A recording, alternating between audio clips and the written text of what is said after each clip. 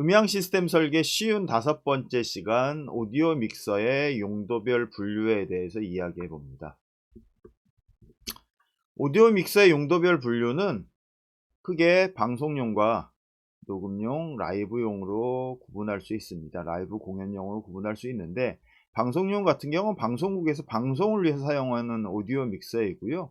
녹음용은 녹음실에서 음반 제작을 위해서 작업을 할 때 사용하는 믹서입니다. 라이브 공연용은 여러분들이 흔하게 접하게 되는 믹서들이 다 라이브용 콘솔이라고 보시면 되고요. 방송용 콘솔은 거의 볼 일이 없고요. 여러분들이 가격도 무지하게 비쌉니다. 가격도 굉장히 비싸고요. 돈도 비싸고, 녹음용 콘솔은 녹음실 가시면 보실 수 있어요. 녹음실 가시면 볼 수 있는데 이 두 가지는 통신 쪽 녹음이나 방송을 위한 통신 채널이 있다라고 보시는 게 좋습니다. 예를 들면 토크백, 우리가 얘기한 토크백, 물론 뭐 저기도 있긴 한데 토크백을 사용해서 스튜디오에 이제 메시지를 전달하거나 할 수 있고요. 또 컨트롤룸 아웃이 1, 2 뭐 이렇게 있어서 헤드폰 외에 HAD죠. HON이 폰 외에 폰으로도 모니터가 되고, 이건 기본이고요. 컨트롤러 모니터로 니어필드, 메인 모니터 뭐 이런 식으로 작업을 해서 여러가지 통신 채널을 쓸 수 있게 만들어 놓은 것이 방송용과 녹음용의 특징입니다. 그리고 방송용 콘솔 같은 경우는 굉장히 고가이기도 하고 여러분들이 흔하게 볼 수 있지는 않습니다. 대부분 우리가 알 수 있는 콘솔은 이 라이브용 콘솔이고요. 이 라이브용 콘솔은 대표적으로 아날로그와 디지털로 구분해 볼 수 있어요. 다음 페이지로 넘어가 보죠. 아날로그 오디오 믹서. 아날로그 오디오 믹서는 아날로그 신호 그대로 사용하는 믹서입니다. 아날로그 신호 그대로. 아날로그 신호라고 하는 게 뭐예요? 전기 신호죠. 뭐다? 전기 신호다. 아날로그 신호 이꼴 뭐예요? 전기 신호예요.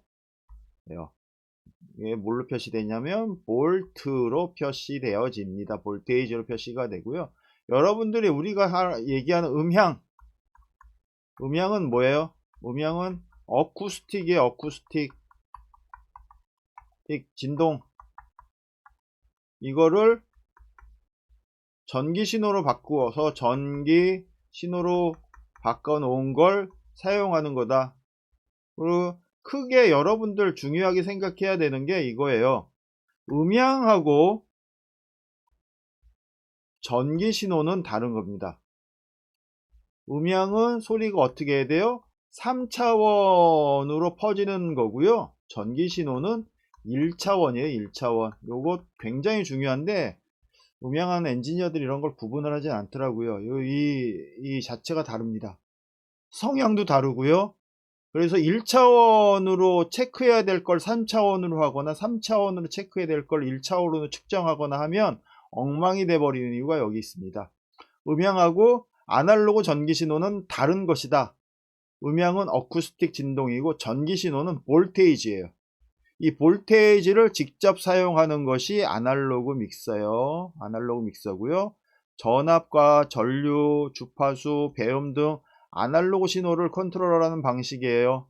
이거는 전통적으로 과거부터 사용해 오던 방식인데 이런 콘솔들이 대표적이죠. 물론 아날로그 콘솔 중에 이거보다 훨씬 큰 것들도 있습니다. 디지털 콘솔로 넘어가 보죠. 디지털 콘솔로. 디지털 오디오 믹서. 디지털 오디오 믹서는 아날로그 신호를 디지털로 변환해서 사용해요. 그래서 디지털 상태에서 데이터는 뭐예요? 어떤 겁니까? 0, 1, 0, 1, 뭐 1, 1, 1 이런 게 데이터죠. 데이터를 연산해서 사용하는 것. 데이터를 연산해서 사용하는 것이다 라는 거예요. 연산. 샘플화된 디지털 신호를 컨트롤에 사용하는 방식이고요. 그래서 마이크 프리앰프는 아날로그예요. 마이크 신호를 증폭해서 라인 레벨 신호까지 아날로그예요. 여기까지 아날로그고요. 여기서 ADC 아날로그 신호 라인 레벨 신호를 ADC 아날로그 투 디지털 컨버터에서 디지털 신호로 만들고 나서 그 다음에 DSP에서 디지털 시그널 프로세서에서 연산을 해요. 연산 처리한 후에 다시 DAC 디지털 투 아날로그 컨버터를 통과해서 아날로그가 되게 하는 방식이에요. 그러니까 이전에 아날로그 콘솔은 아날로그 신호를 아날로그 신호를 그대로 가공했어요. 가공. 이거 아날로그 믹서는 이랬는데 디지털 믹서는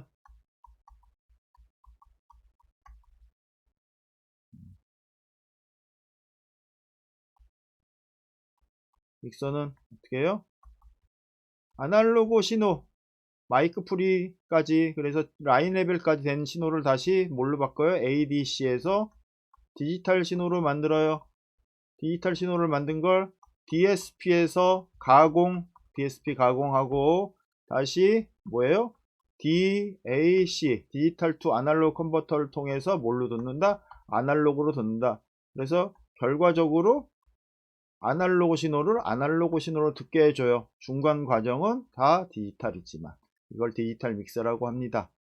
아날로그 신호는 아날로그 그대로 가공해서 다시 그냥 아날로그로 쓰는 걸 말하고 디지털 믹서는 아날로그를 ADC 아날로그 투 디지털 컨버터를 통해서 디지털로 만들고 디지털 프로세서 요거는 컴퓨터의 CPU랑 같은 겁니다. 중앙 처리 제어 장치에서 DSP에서 가공한 후에 다시 디지털을 아날로그로 만드는 컨버터 DAC를 통해서 아날로그로 만들어서 듣는다 라는 거예요. 이렇게 되는 방식이 디지털인데 중요한 포인트는 뭐냐면 요 두 개의 아날로그 신호는 사실은 같은 신호인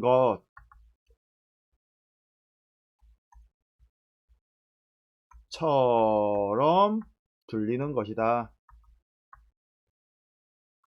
들리는 것이지 같은 신호는 아니에요. 아시겠죠? 아날로그를 디지털로 만들었다가 아날로그로 만드는 건 아날로그 신호가 같은 신호인 것처럼 사람 귀에 들리는 것이지 같은 신호는 아니다. 여러분들 주의 깊게 생각해 보시기 바랍니다.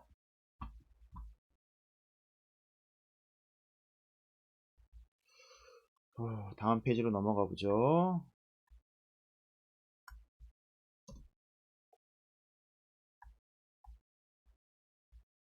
디지털 오디오는 디지털 오디오 믹서의 디지털 방식은 여러 가지가 있어요. 그 중에 디지털 오디오가 쓰는 건 PCM 방식이라고 하고요. PCM은 펄스 코드 모듈레이션이라고 하는 거예요. 펄스 코드 모듈레이션이라고 하는 디지털 방식을 쓴다. 이 디지털에 대한 자세한 사항은 어디서 얘기할 거예요? 다음 시간에는 디지털 오디오 가이드북 다시 씁시다. 다시 강의를 어디서 해준다? 요거에 대한 자세한 사항은 디지털 오디오 가이드북 강의에서 요 강의에서 설명할 거다. 설명해 줄 거고 오늘은 간단하게 몇 가지만 얘기하겠습니다. 그래서 PCM 오디오 방식은 비트레이트와 샘플레이트가 있어요. 그래서 가청 주파수를 44,100번 또는 48,000번으로 나누는 걸 샘플링을 한다고 하는 거예요. 샘플링. 샘플 되어 있는 거 샘플 하나 샘플링 되어 있으면 샘플이 48,000개가 있는데 그 샘플 한 개 한 개를 샘플 크기를 나누는 걸 양자화 한다. 양자화 한자로 양자화 우리말도 양자화 영어는 퀀타이징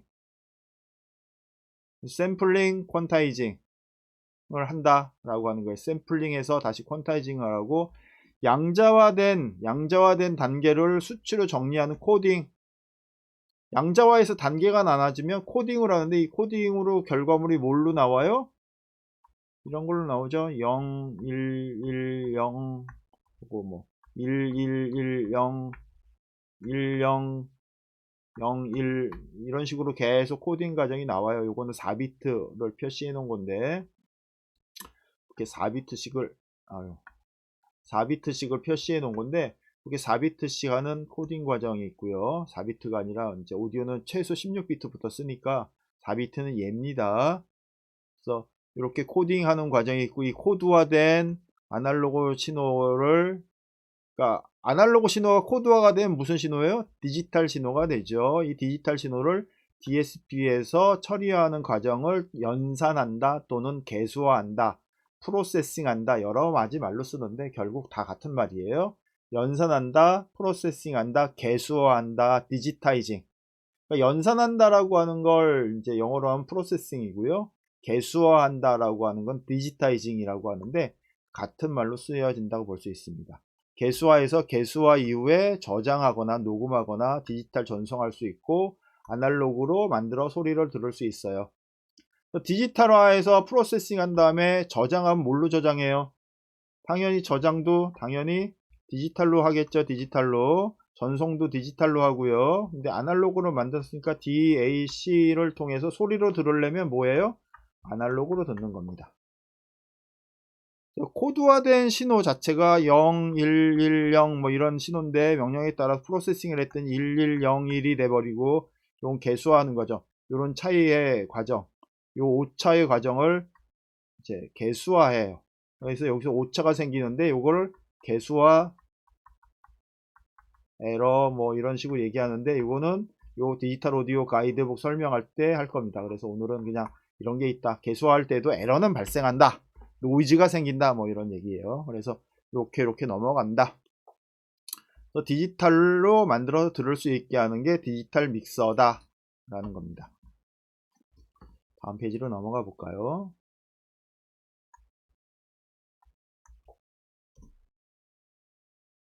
아날로그 오디오 믹서는 예전에, 그쵸, 아날로그 오디오 믹서는 성능이 높을수록 가격이 비싸고요. 볼까요? 성능이 높을수록 가격이 비싸고 크기도 엄청나게 크죠. 그리고 이 아날로그 믹서는 관리에 주의를 기울여야 해요. 그래서 어떤 일이 있었냐면, 대형 아날로그 믹서 같은 경우는 AC 전원을 항상 온 해 놨습니다. 온. 항상 온. 왜 그러냐면 전기가 들어가 있어야 그 온습도가 유지돼요. 장비 안에 온습도가 유지되기 때문에 항상 온을 시켜놔서 최상의 상태를 만들어 놓습니다. 전기 사용량도 엄청나게 크고요. 에어컨 몇 개 돌리는 정도의 전기를 먹는 아날로그 콘솔들도 있어요. 그래서 음질 엄청나게 좋죠. 지금도 디지털 콘솔보다 더 좋다고 얘기하는 콘솔들이 아날로그 중에 있는데, 이런 아날로그 콘솔들은 가격이 뭐 10억 이랬어요. 제가 20대 때 10억이었으니까 30년 전이니까요. 말도 못하게 비싼 금액이었죠. 뭐 이런 콘솔들이 있었다. 그런 콘솔들이 뭐 SSL, 뭐 G 시리즈 뭐 이런 콘솔들이었는데, 이런 콘솔들이 국내 여러 군데 녹음실에서 사용되어졌었죠.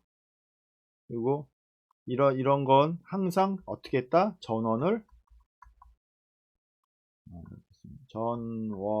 온 해야 되니까 기계실이라고 하는 걸 만들어서 기계실에다가 전원부하고 중요 부분을 넣어서 에어컨을 돌려서 사용을 했습니다.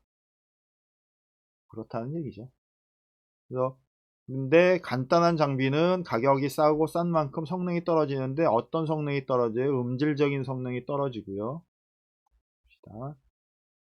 가격이 싼 만큼 성능 떨어져, 음질이 떨어지고요. 노이즈 레벨이 높습니다. 그러니까 다이나믹 렌지가 좁죠. 아니, 다이나믹 렌지? 네. 쓸 수 있는 다이나믹 렌지가 좁아요. 왜? 신호대 잡음비가 SNR이라고 하죠. 시그널 투 노이즈 레이셔라고 하는데, 이 신호대 잡음비가 좁기 때문에. 고가의 콘솔은 어떻게 해요? 넓죠. 노이즈 레벨이 낮아요. 같은 크기에. 요거는 고가, 이거는 저가의 콘솔이에요. 이런 식으로 차이가 났었다. 것. 디지털 오디오 믹서는 오디오 믹서는 가격이 비싼 장비가 좋은 장비 내는 건 같죠. 가격이 비싸면 성능이 좋은 건 같아요. 가격이 비싸면 좋은 성능을 내는 건 같은데 컴퓨터 칩이 계속 발달해요. 그래서 성능과 장비의 가격이 반 가격으로 출시돼. 이게 무슨 얘기냐면 그 컴퓨터 칩은 2년마다 성능이 2배, 가격은 절반. 이런 수순으로 지금 IT 산업이 발전되고 있습니다. 인터넷 테크놀로지가 발전하고 있다라는 거지. 컴퓨터 칩, IC는 2년이면 성능이 2배인데 가격은 절반이에요. 오늘 같은 가격으로 4배의 성능을 쓰거나 4분의 1 가격으로 동일 성능을 쓰거나 이럴 수 있다는 거예요. 그래서 가격은 되게 싼데 좋은 장비들이 출시되기도 한다라는 거예요. 디지털 오디오 장비는. 그래서 그런 걸 염두에 두시고요. 디지털에 대해서 한번 다시 살짝 디지털은 어떤 거다라는 거 보죠. 디지털에 우리가 대표적으로 알고 있는 CD 포맷, PCM이라고 하는 포맷은 이제 대표적인 예가 CD이고요. PCM 말고 DSD라고 하는 포맷이 있고요. PWM이라고 하는 포맷이 있어요. 근데 일단 CD에 사용되는 PCM, 디지털 믹서에 사용되는 PCM을 좀 얘기를 해보면 CD 포맷은 양자와 비트 수가 16비트, 양자화가 16비트, CD는 샘플레이트가 얼마예요? 44.1, 44,100개를 가지고 있어요. 요즘에 사용하는 디지털 믹서는 일반적으로 24비트, 양자 비트 수는 24비트, 샘플레이트는 48이에요. 그래서 우리가 이걸 뭐라고 쓰냐면 2448이라고 하죠. 2448, 2448 이렇게 써놓은 거 보면 이제 24비트 48kHz의 샘플레이트를 가지고 있다. 또는 2496 또는 24192 또는 3296 32192 또는 32384 뭐 이런 식의 표현들이 되어지는 걸 볼 수 있는데 뭐 제일 흔하게 보는 건 이거고요. 그 다음에 볼 수 있는 건 이거예요. 녹음 장비에서는 요걸 많이 쓰고요. 요즘에 이제 우리 거는 정말 차원이 달라요 하는 게 이제 32192 또는 32384 이런 비트레이트와 샘플레이트를 사용하는 장비들이 있는데 대부분 저가는 요거, 조금 고가는 요 콘솔을 쓴다. 요 비트레이트와 샘플레이트를 쓴다.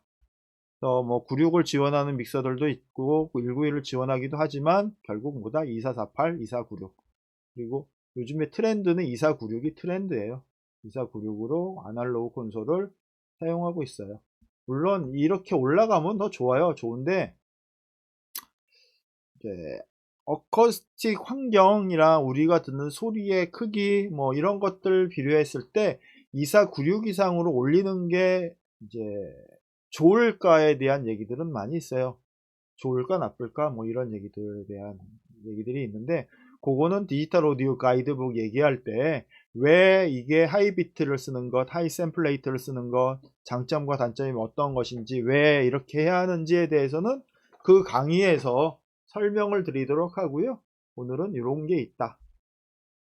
그리고 양자와 비트 수랑 다이나믹 렌지는 밀접한 관계가 있는데 사실은 이제 요거 좀 지우고요. 다시 설명할 게 있어서 다이나믹 렌지라고 하는 말도 쓰고요. 가끔 SNR 신호대 잡음비라고도 써요. 그래서 신호대 잡음비는 뭐예요? 신호대 잡음비 SNR SNR이라고 쓰는 게 신호대 시그널 투 노이즈 레이셔. 다이나믹 레인지 이렇게 쓰거든요. 어떤 책에는 이렇게 돼 있고요. 어떤 책은 이렇게 돼 있기도 하고 어떤 책이 이렇게 돼 있기도 해요. 물론 뭐 이거는 중요하지는 않은데 이런 생각을 해봐요. 어쿠스틱일 때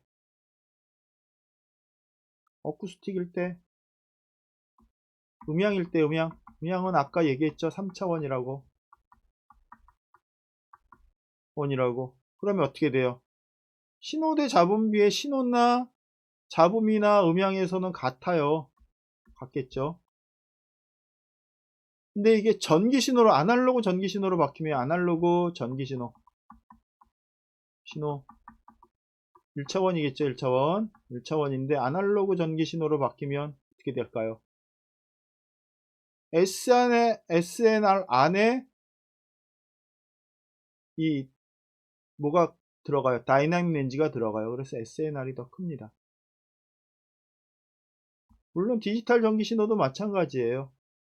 SNR의 노이즈 레벨보다 작은 신호는 의미가 없는 신호예요. 음향에서는 노이즈도 신호이지만, 노이즈도 우리가 소리를 듣게 하는 무엇이지만, 전기 신호에서 노이즈는 아무것도 할 수 없는 거예요. 특별히 전기 신호에서 노이즈는 뭐예요? 화이트 노이즈죠. 화이트 노이즈.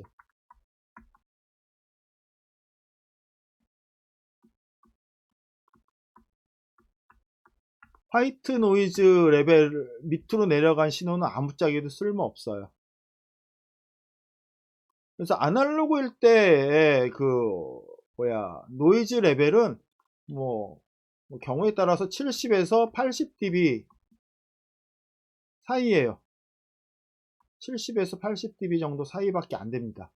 그러니까 70이나 80dB 밑에 있는 신호는 어쨌든 신호가 아닌 거지. 필요가 없는 거예요. 음향에서의 신호는 어떻게 돼요? 한 140dB 정도 됩니다. 음향에서. 우리가 어쿠스틱으로 0dB에서 보통은 120, 한 5dB 되면 이렇게 고통을 느끼기 때문에 못 듣는다고 하지만 어떤 주파수는 0dB 밑으로도 듣기 때문에 여러 사람들, 학자들의 차이는 있겠지만 약 140dB 정도 된다라고 볼 수 있어요. 140dB. 근데 전기 신호는 7, 80dB밖에 안 돼요. 이런 거는 이제 음향학을 할 때 설명을 해줘야 되는데 이 의미가 이것 때문에 무슨 현상이 발생하느냐 라면 전기 신호로 음향이 전기 신호로 바뀌는 순간 낮은 레벨의 배음은 원 신호에 영향을 주지 못해요. 그래서 음질이 악화되거나 달라지게 되는 겁니다. 우리가 듣는 소리가 녹음되어지면 다르게 들리는 이유 중에 하나가 이런 거예요. 다이나믹 렌즈가 줄었기 때문에 생기는 것. 다이나믹 렌즈는 왜 줄어요? SNR이 줄어서 다이나믹 렌즈가 준 거죠. 이해가 될까요? 그거 생각하시고요. 디지털은 비트당 6dB의 다이나믹 렌즈를 갖는다고 해요. 비트당 6dB의 다이나믹 렌즈 또는 SNR을 가져요. SNR 또는 다이나믹 렌즈를 갖는데 6dB는 왜 6dB가 되냐면 1비트가 표현하는 게 두 가지잖아요. 두 개. 있다 없다. 두 가지를 표현하죠. 0과 1. 0과 2를 표현해요. 그래서 두 가지고요. 두 가지고 두 배는 아날로그 신호일 때 6dB에 해당해요. 이것도 나중에 또 설명할 기회가 있으면 다시 한번 할게요. 그래서 16비트잖아요. CD는 16비트니까 16 곱하기 6은 96이 돼서 96dB의 다이나믹 렌즈를 갖는 겁니다. 그리고 24dB는 24 곱하기 144에서 24 곱하기 6 해서 144dB의 다이나믹 렌즈를 갖는데 이 다이나믹 렌즈 이렇게 신호대 잡음비를 하는데 어떤 신호에 어떤 노이즈에 비율까요? 요거는 디지털로 만들면 양자화 한다고 했죠. 양자화 한다고 했고 양자화 에러에 의한 양자화 노이즈와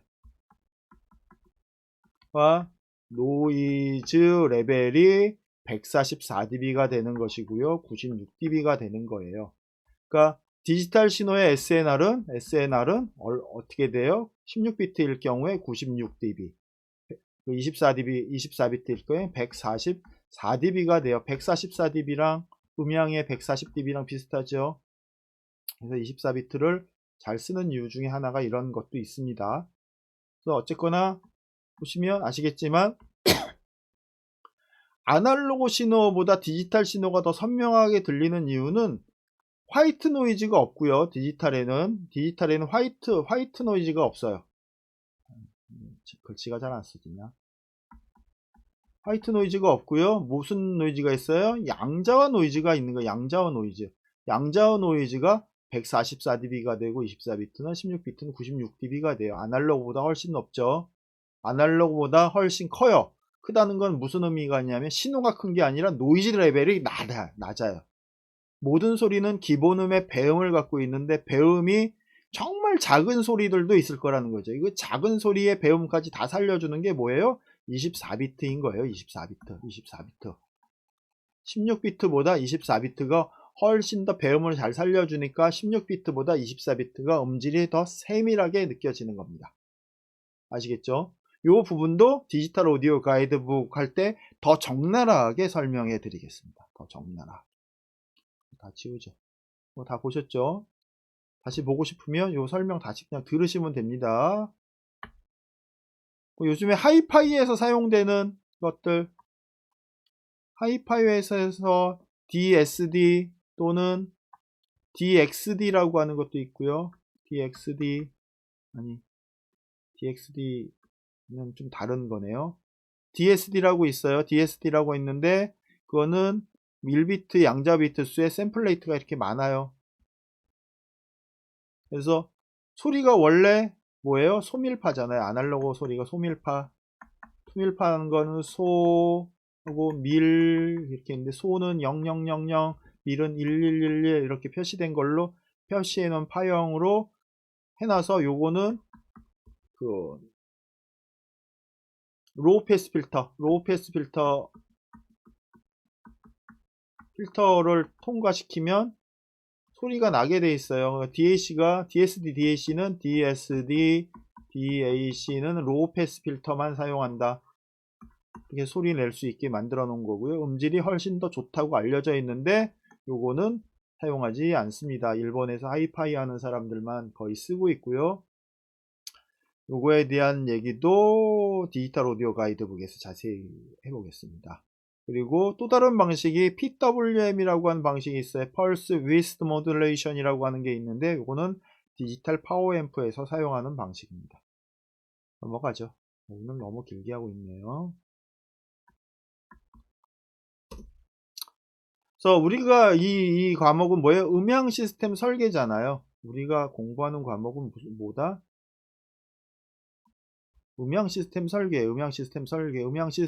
오디오 믹서에서 설계 고려해야 할 부분은 아날로그 믹서를 쓸 거냐 디지털 믹서를 쓸 거냐인데 이제는 아날로그 믹서가 안 나오니까 디지털 믹서를 100% 선택해야 되겠죠. 그건 당연한 겁니다. 그리고 사용하는 공간에 따라서 렉 타입을 쓸 거냐 콘솔 타입을 쓸 거냐. 콘솔은 책상 위에 올려놓는 타입을 말합니다. 그리고 사용 방식에 따라서 콘솔 앞에서만 사용할 거냐 패드를 들고 이동하면서 이동 중에 사용할 거냐 이런 것도 고려사항이에요. 그래서 아날로그 콘솔이 이제 안 나오니까 안 쓰게 되겠죠. 디지털 콘솔은 요거 M7CL인데 이제 이 방식도 되게 오래된 방식이고요. 요새 나오는 야마하 콘솔은 뭐 다르죠. 야마하나 알렌헬스나 마이다스나 뭐 베링거나 뭐 이런 데서 나오는 콘솔들은 이제 콘솔 타입으로 나오고요. 이렇게 렉 타입으로 나오면서 이렇게 패드를 사용할 수 있게 만들어 놓은 콘솔도 있다라는 것. 어떤 걸 선택할지는 여러분들이 선택할 사항이고 그 콘솔의 크기는 입력 채널이 몇 개인가 우리가 써야 되는 입력 채널이 32채널 미만인가 이상인가를 고려해야 됩니다. 대부분의 디지털 콘솔이 32채널 기준으로 이하인가 이상인가를 많이 고려하게 되어 있어요. 32채널 이하면 X32나 M32 같은 걸 쓰면 되고요. 32채널 이상이 된다 그러면 뭐 다른 방식 윙을 쓰거나 SQ를 쓰거나 마이다스를 쓰거나 뭐 디지코를 쓰거나 뭐 이런 고가의 콘솔로 가야 되겠죠. 그런 게 있다. 넘어가죠.